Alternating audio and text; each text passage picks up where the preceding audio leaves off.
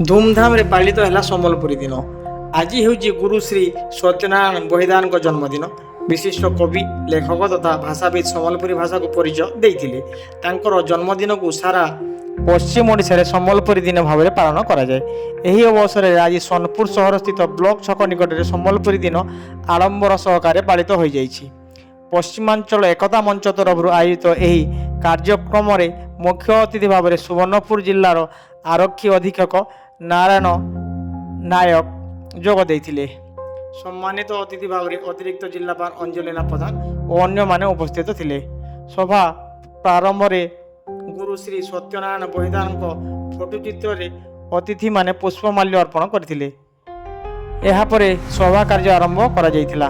ଅତିଥିମାନେ ତାଙ୍କର ବକ୍ତବ୍ୟ ରଖି ଗୁରୁ ଶ୍ରୀ ସତ୍ୟନାରାୟଣ ବହିଦାରଙ୍କ ସାହିତ୍ୟ ସୃଷ୍ଟି ସର୍ଜନାର ସ୍ମୃତିଚାରଣ କରିଥିଲେ।